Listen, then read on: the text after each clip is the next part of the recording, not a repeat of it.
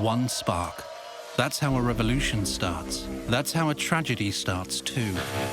One spark, slowly landing on a piece of foam, wrapping a pillar in the middle of a rock club in Bucharest, Romania. That was all it took to suddenly cut dozens of lives short. One spark, to bring down mayors, ministers, the government. Enough to bring down an entire generation to civil action maturity. Victims who became heroes, who found the strength to help others within themselves, despite their instinct to run for cover once they had escaped the hellhole. People who acted as saviors long after there was no one left to save. This is the night of the collective fire, as seen through their eyes.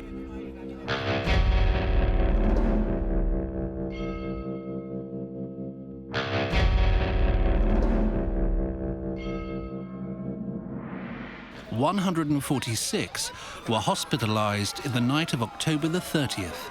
63 died in the following weeks. Dozens of casualties ended up in a critical condition in hospitals in Bucharest, Israel, and across Europe. All after an incident still under heated debate, even now. Și vreau ca cei oameni să poată să se bucure în continuare de concerte, fie că ar fi fost pe scenă sau în public. Pentru că am și acum momente în care mă uit la metrou și văd tineri, văd tineri cu gești de piele așa și mă gândesc, ar fi putut să fie și ei acolo. Sau din contră, poate pe cei de acolo aș fi putut să-i mai văd. Și diferența dintre lucrurile astea două este o seară și un concert. This film is a tribute to the memory of those young people. It is also an exact reconstruction of the minutes and seconds leading up to the fire. On that day in Bucharest, the sun set at 1853, Friday night. A regular night in a fun-loving town. Collective is no exception. Goodbye to Gravity, an underground rock band, is promoting their latest album. Goodbye to Gravity avea deja un album cu același nume ca formație, un album omonim, iar acum se pregătea să-l lanseze pe al doilea. Goodbye to Gravity era trupa care a avut, cred, cea mai mare ascensiune din metalul românesc din ultimii ani și pentru ei era foarte important, pentru că unii dintre ei, adică nu toți, fiind trecuți bine de 30 de ani, se gândeau că sperau ca măcar acum să le iasă, aveau deja o anumită notorietate, repet, în cercurile underground, dar sperau la mai mult și atunci albumul ăsta a fost pregătit cu meticulozitate. Lots of fans and friends were already on their way to the club, a converted former shoe factory in a blue-collar district in Bucharest. Same for Mihai Popescu, a kid living life out of a wheelchair. Povestea a început undeva cam cu aproape o lună de zile înainte de concert, dacă nu zice mai bine. Chiar dacă atunci a fost, mă înșel, ziua prietenului Pavlus. The crowd was largely under 30. Some of them had their own rock bands. Many were photographers, DJs, singers. They knew each other. Ziceam și ei, uite, cel mai mișto când vii la concertele astea de rock sau nu neapărat, că dai noroc cu jumătate de sală. Andrei traveled 250 kilometers from the Black Sea, where he works as a diver. An experience that came in handy for him that night. Am o trupă locală în orașul meu, Mangalia, și mi-a zis, hai că e oportunitatea să-i vedem pe prietenii noștri în București, Goodbye to Gravity, fiind trupa, își lansează al doilea album. Mihai Popescu, the boy in the wheelchair, was taken to the club by his father, together with two of his friends, Pavlos and Laurentiu. They were among the first to arrive. Am ajuns, am intrat înăuntru, am stat și eu vreo 10 minute cu ei. M-am gândit că m-am zis, zic, hai să rămân și eu cu voi. Chiar eram și eu curios, zic. Care sunt curios să rămân și eu cu voi. Ei sunt nicio formă, nu lasă-ne singuri și pleacă acasă. The club was authorized to hold 80 people sitting at tables, but witnesses say concerts there regularly held many more. Clubul nu era foarte plin, dar era o mulțime omogenă de oameni. Erau în jur de 300 și ceva de oameni, după cum estimez.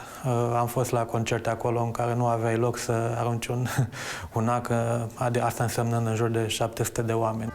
In the room, a few people had already finished their job. The pyrotechnicians hired for it.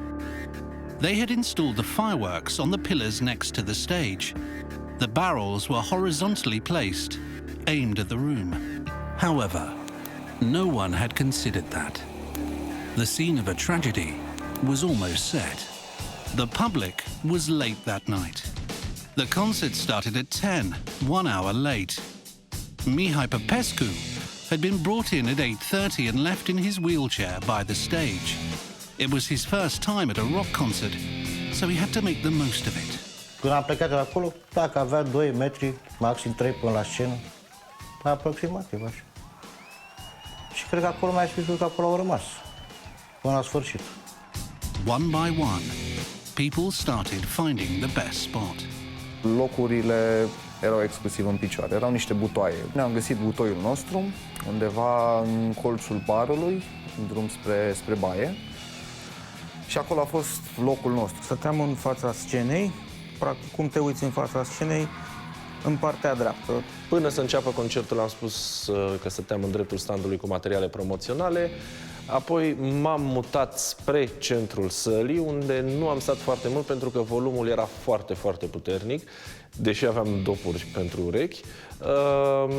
Și m-am dat mai în stânga scenei. Am stat, deci, aproximativ în dreptul stâlpului. Eu m-am poziționat în dreapta scenei, mi-am pus geanta foto lângă boxele mari din dreapta scenei și o mare parte din concert am stat în dreapta scenei, lipit de scenă, fotografiind fie publicul, fie trupa. La un moment dat m-am deplasat prin public și am ajuns în partea stângă a scenei, pe la piesa a 3-a, a 4-a. Eram situat exact pe mijlocul scenei, în spate, cumva la 1 metru în fața principalei camere de luat vederi. Din obișnuință mă așezam în partea din spate. Mă așezam acolo pentru că era mai liber și pot spune că și mă simțeam mai în siguranță. Club Collective was set up in a former factory. It had several entrances, but only one of them was functional. Access to the club hall was through a metallic container annexed to the building.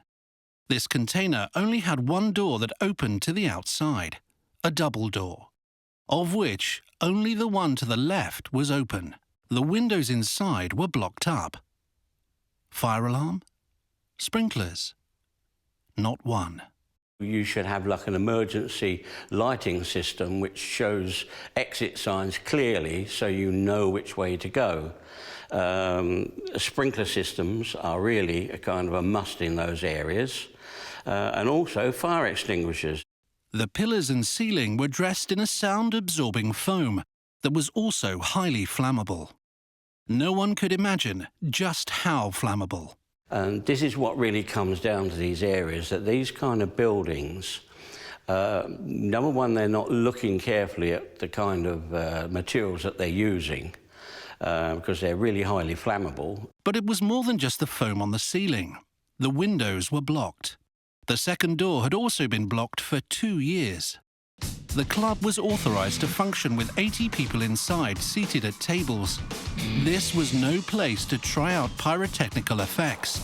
And yet this is precisely what happened. As things went, the concert seemed a great success. Mă uitam la concert, ascultam, toată lumea era extaziată, era o stare incredibilă când mă uitam în jur și vedeam oameni care știau versuri, care cântau. Era foarte frumos, îi spuneam lui Mircea, într-una mă simt ca afară, nu vine să cred că sunt la un asemenea concert. The concert had 2 fireworks rounds. The first round came after the song The Day We Die. They came on and went out without a problem. Un foc de artificii relativ banal, așa, potrivit ca să puncteze momentul. Erau artificii de tipul celor puse pe torturi, să spunem, la nuntă. Nu a trecut aproape nebăgat în seamă. The sparks were shot at the pillars, but they either did not reach that far, ricocheted or bounced off. Either way, the show went on. Just a few seconds before the second fireworks round, people are happy.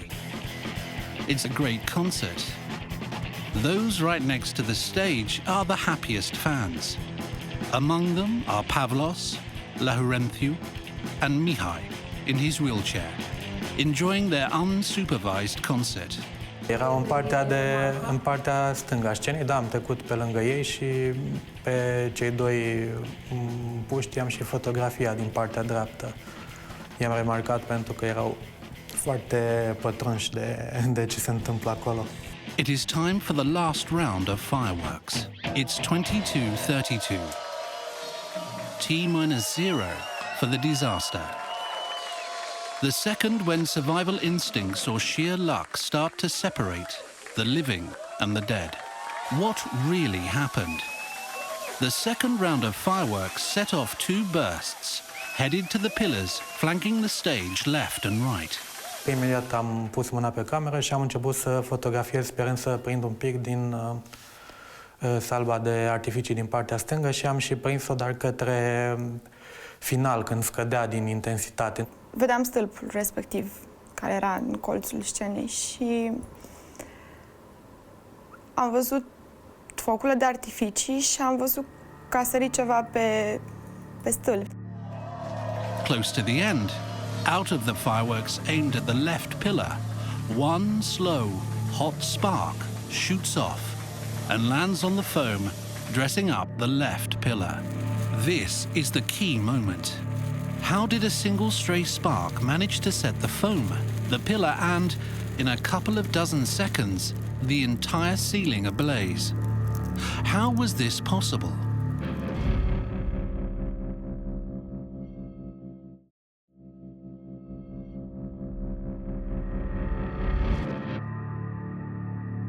To answer all those questions, Discovery recreated the inside of the club in a controlled environment. We reconstructed the pillars and covered them in the exact same kind of foam as in Collective. We placed identical fireworks, set up in the same way, on the stage scaffolding. Just as in the actual incident, during reconstruction the foam only lit up on the second attempt. One loose, slow spark did not ricochet off the foam. It stayed there and spread at a speed that almost took us by surprise. We, however, did have a strong fire extinguisher just within reach. On the evening of the fire, though, people weren't paying as much attention to the pillar. It's 22:32, and a few notice the spark that gets a small flame going on the pillar. L-am auzit pe Andrei Găluț spunând arde ceva aici, în momentul în care m-am uitat la flacăra care izbucnise pe stâlp din cauza buretelui, buretele luase foc. În primă fază era o flacără care, din punctul meu de vedere, dacă ar fi fost la înălțimea unui om, putea fi stinsă cu mâna. Era o flacără cât de brichetă Zippo.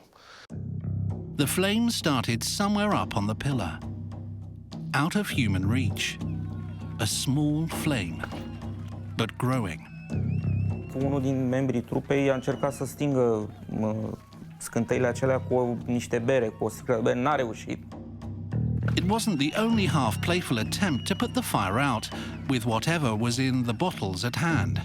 Cineva a încercat să dea cu bere pe ea, dar era prea sus. The flame was quicker than most of their reactions.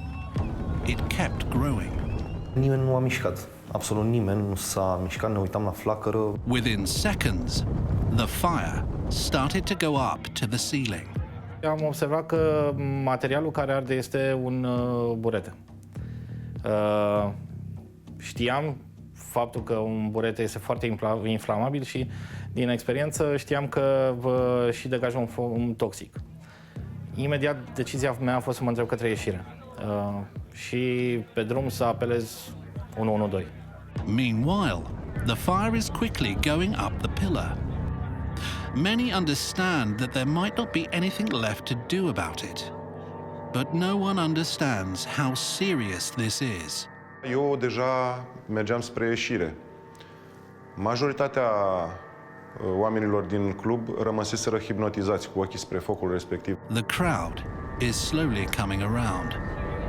Some feel they need to leave. Primul instinct și prima chestie care mi-a venit a fost să-i zic Emei hai. Nu m-a mai interesat nimic altceva și am mers spre ieșire. These are the seconds when the flame is going up towards the ceiling, which is also made of wood and foam. All three of them incredibly flammable. În momentul în care am văzut că se întinde un pic focul, eu am ieșit instantaneu. Îmi spun până astăzi că îngerul meu păzitor m-a împins. Those left behind get a more detailed picture.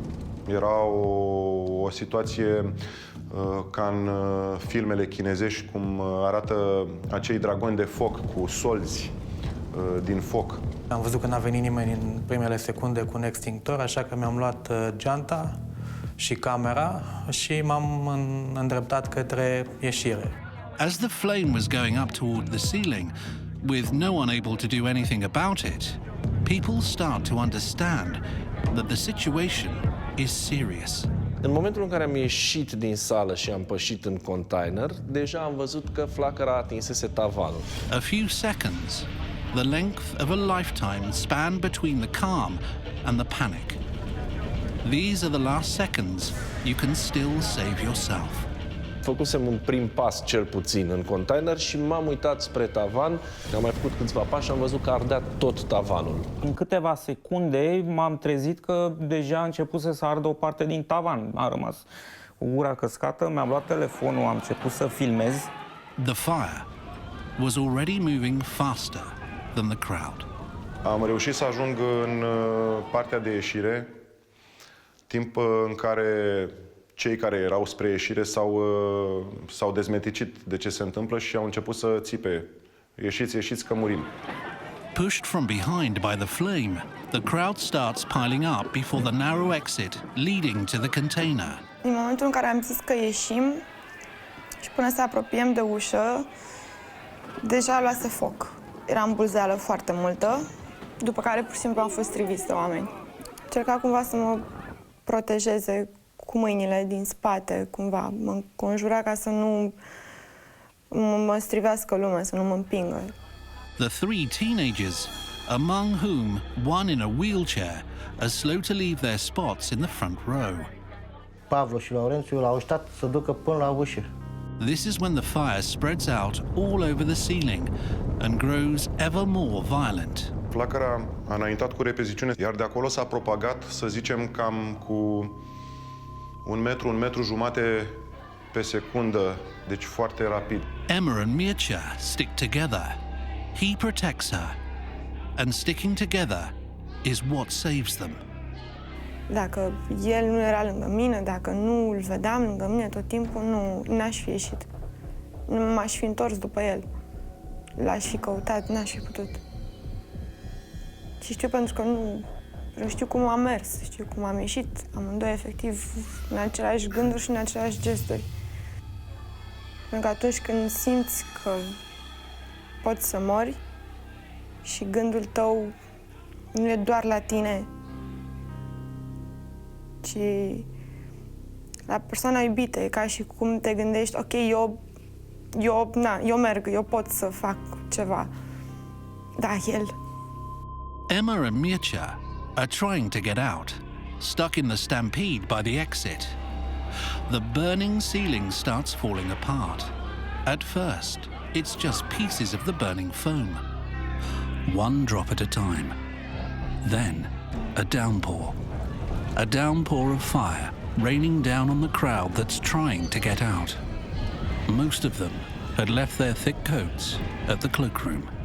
Acești stropi de substanță încinsă și care continuă să ardă, deci nu se sting prin cădere sau la impactul cu o persoană sau cu suprafață dură de desubt, deci ei continuă să ardă, sunt cei care au dus la crearea acelor arsuri foarte greu de vindecat.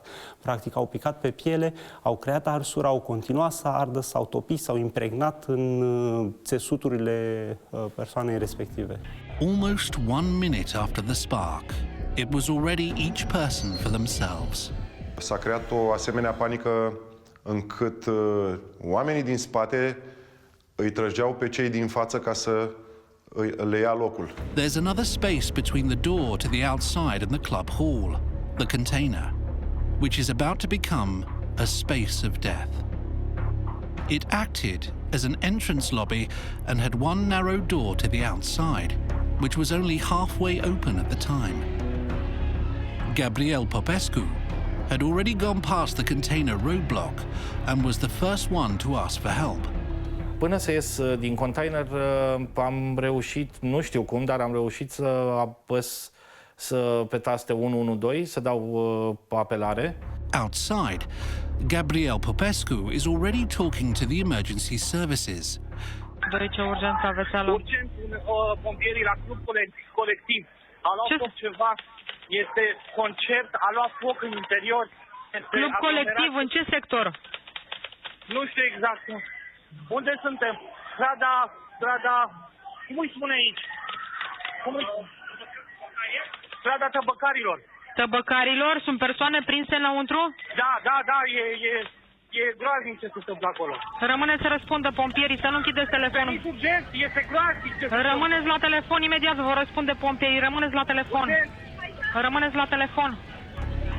There's a double door to the exit from the container, only halfway open. The crowd is pushing into the closed door, fueled by despair. Panica se instalase și toți cei din interior încercau să iasă. Spațiul de 1 metru cât aveau acea ușă deschisă era insuficient. Oamenii țipau, strigau și sub presiunea lor cea de-a doua ușă s-a deschis. Din păcate nu a fost de ajutor pentru cei ce erau rămași încă în club, pentru că cei din primul rând au căzut. The human tailback by the container exit is making it very difficult to get out. Some of those who did manage to bypass it can't help but remember one particular detail. Înainte să ieșim, i-am zis stai, trebuie să ne oprim. Pentru că dacă mai făceam un pas, am simțit că efectiv calc pe moale. Nu era podea, nu știu ce era și în momentul respectiv i-am zis stai, că dacă mai facem un pas, ne împiedicăm și aici rămânem. Amândoi, vorbind, după aia discutând, avem aceeași senzație că nu am ieșit pe podea. Că nu putem să spunem altfel. Mi-am păstrat calmul, am încercat să nu mă dezechilibrez și să nu calc pe cineva, pe o zonă sensibilă. Eram și eu tras de oameni din spate și le-am spus, adică am strigat la ei să ne păstrăm calmul pentru că nu rezolvăm nimic, oricum nu aveam șanse să ieșim dacă ne agitam. At that point, the lights went out in the club and the container went pitch dark. Am strigat, lăsați-vă jos că o să vină flacără, lăsați-vă jos. După care m-am lăsat să cad. Deci, efectiv, m-am lăsat să cad în față, iar nici la 2 secunde a venit flacăra. A hot, toxic flame, a combination of fire and killer gases, erupts the instant when the container door is opened completely, under pressure from the crowd. This is the moment when the fire inside gets fueled by fresh air. When the flame bursts, the people inside the container duck to the ground. Some of them, the luckier ones, are already there. The survivors have the noise imprinted in their memory. În secunda în care s-a deschis a doua ușă, s-a creat un efect de motor cu reacție. Toată acea căldură din club, tot acel foc, a luat oxigen, iar acea flamă a fost ca un motor de reacție, cu reacție în acel container. Și s-a creat o flamă de, cred că, 1000 de grade.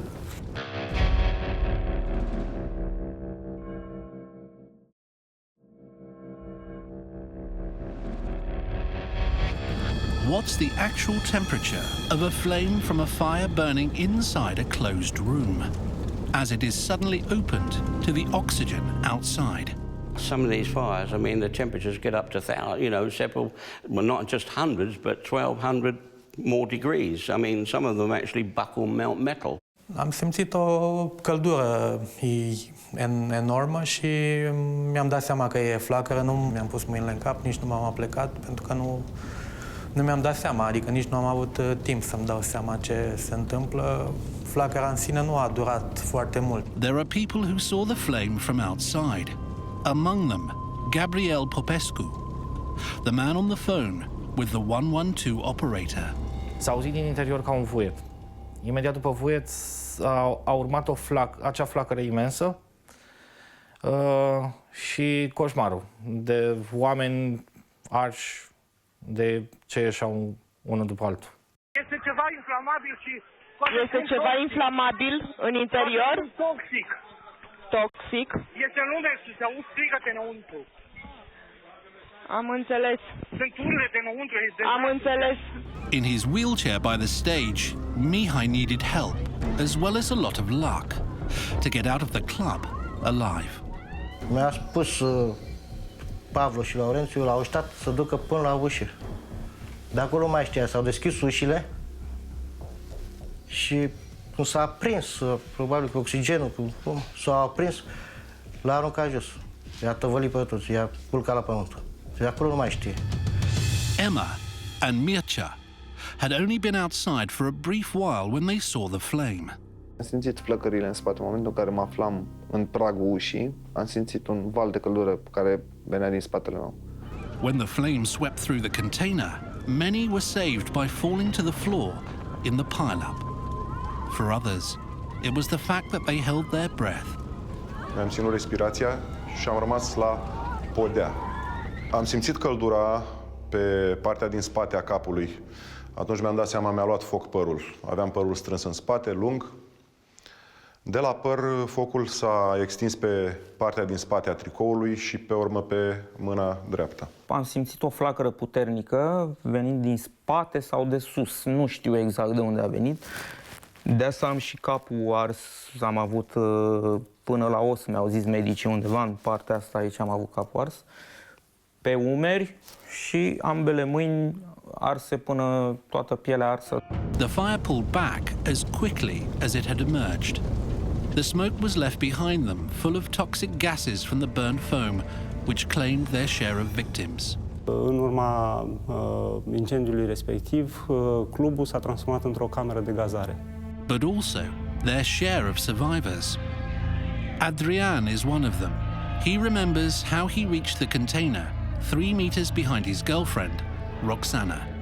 Roxana deja era luată de mulțime și dusă mai în față, la vreo 3 metri față de mine. Nu am mai apucat să o văd pentru că a venit acel fum gros, dens, atât de dens încât nu vedeam umerii, nu vedeam nici la 2 cm în față. Mi-am dat seama că s-ar putea acolo să se termine. The smoke then came out of the container and also enveloped those who had managed to come out. Emma and Mircea are already outside, in a gangway to the left of the entrance, but the smoke manages to reach them too. Era fum și era un miros groaznic și nu vedeam foarte bine și era și necăcios. Și ne gândeam dacă se extinde focul, pentru că s-a extins atât de repede. M-am gândit dacă ajunge cumva în partea asta. Nu știu, m-am gândit. Left behind alive, but unable to climb over the pile of bodies inside the container, some die suffocated inside. Others will perish later, from the mix of hot air and toxic gases that burnt their lungs. În urma analizelor făcute asupra gazelor rezultate în urma arderii unui burete asemănător cu cel folosit în clubul colectiv, am descoperit, practic, se degajă o cantitate impresionantă și diversă de compuși. Cel mai nociv dintre aceștia sunt monoxidul de azot, acidul cianhidric, oxizii de azot. Practic, omul va respira normal, dar, de fapt, procesul de respirație nu există. ca atare. Deci oxigenul nu mai este transportat cum trebuie către țesuturi. Și de asemenea, practic, leșină. Deci nu-și dă seama că îi se întâmplă ceva și pur și simplu moare. The toxic smoke, the flames and the stampede had already claimed their first victims. In front of the door to the container already lay the bodies of those who had only managed to make it there. M-am uitat spre ieșirea din club, deja se formase grămada de oameni din ușă și din fața ușii. Erau cu atât mai mulți în fața ușii, cred că vreo 2-3 metri, o suprafață de 2 sau 3 metri în față și pe laterale. Erau oameni căzuți, oameni arși, unii peste alții. Unii erau pe margine, cu hainele arse pe ei, din unii mai ieșea fum, efectiv ieșea fum. And still, some managed to survive, both inside the club and in the container, living through the toxic fire and smoke. Their salvation was a matter of will, military training, or sheer luck. Am încercat să nu calc pe cineva efectiv, pur și simplu mi-am întins brațele înainte și am încercat să mă sprijin cumva astfel încât să înaintez fără să calc pe cineva. Erau persoane care țipau, nu mă călcați, cineva o persoană era călcată pe cap. Am reușit să mă cațăr pe cei care erau lângă mine și care urlau, plângeau, strigau după ajutor și ca un, nu știu, m-am cățărat, ca un alpinist, m-am cățărat pe ei și am ajuns spre ieșire unde cineva m-a tras afară. Ușor, ușor am început să-mi creez drum spre ieșire, târându-mă pe coate și genunchi, exact stilul militar. L-am făcut atâta timp, ani de zile. La un moment dat am simțit o persoană care era agățată de piciorul meu drept. Bănuiesc că am salvat acea persoană. Nu știu nici acum dacă a trăit sau nu. Doi băieți de afară m-au tras de mâini, m-au ridicat în picioare, m-au întrebat dacă sunt ok. Da, sunt ok. Mihai, the boy in the wheelchair, who had gone out to his first ever rock concert and who lived through the club fire, was also rescued, with burns on his arms and body. Nu știe cine l-a dus afară, dacă Pablo l-a scos pe afară sau pompierul care a salvat, care l-a... Acolo mai știe. Sau cel puțin nu mi-a spus mie. Dacă ce îmi spune, nu își aduce aminte că nu mai știe. Adrian also crawled out. Despair gave him strength he never knew he had. Am ieșit pe genunchi și pe coate. De acolo mi-am căpătat și vânătăile de pe genunchi. M-am izbit cu capul de zidul clădirii din fața intrării. They crawled out over bodies. They passed by muted wails and smouldering clothes, and they managed to come out of the club. The survivors needed minutes on end to come around. Only 7 or 8 minutes had elapsed from the time the fire was ignited.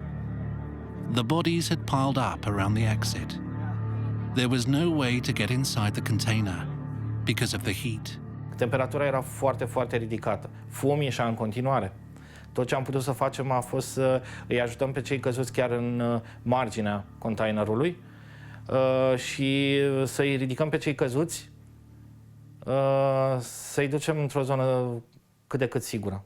Am început să trag efectiv de oameni, L-am văzut pe Vlad Țelea întins pe pământ alături de soția sa, Vlad Țelea, unul dintre chitariștii din trupă, și am început să-i fac masaj cardiac până la un moment dat. Apoi sub el era blocată o fată și împreună cu colegul meu din trupa în care cânt, am reușit să o tragem de sub el și am dus-o undeva pe o zonă unde era iarbă.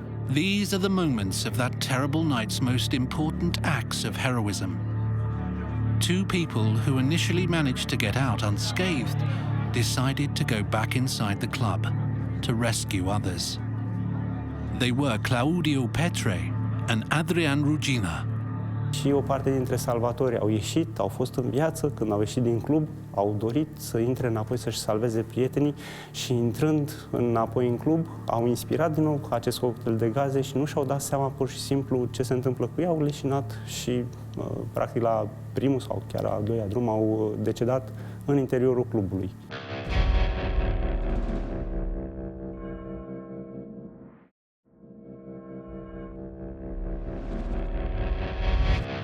Meanwhile, people desperately seek out help.